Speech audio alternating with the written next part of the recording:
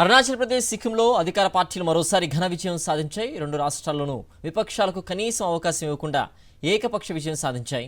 అరుణాచల్ ప్రదేశ్లో బీజేపీ విజయం సాధించగా సిక్కింలో అధికార ఎస్కేఎం పార్టీ క్లీన్ స్వీప్ చేసింది.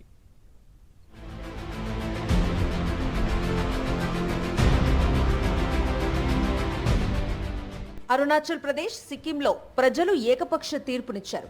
అరుణాచల్ ప్రదేశ్లో బీజేపీ, దాని మిత్రపక్షం సంగ్మా నేషనల్ పీపుల్స్ పార్టీలు ఘన విజయం సాధించాయి. రాష్ట్రంలో మొత్తం 60 స్థానాలు ఉండగా 10 స్థానాలు బీజేపీకి ఏకగ్రీవం అయ్యాయి.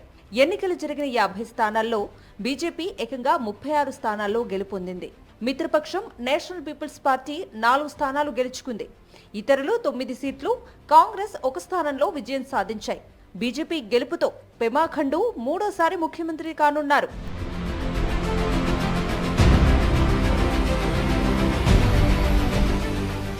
సిక్కింలోనూ ప్రజలు అధికార పార్టీకే పట్టం కట్టారు.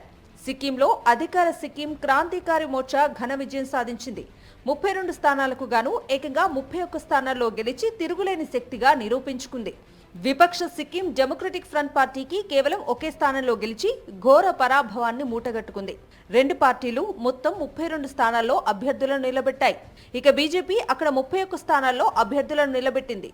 కొన్ని పార్టీలతో పొత్తులో భాగంగా కాంగ్రెస్ 12 స్థానాల్లో పోటీ చేసినా ఆ పార్టీ ఖాతా తెరవలేదు.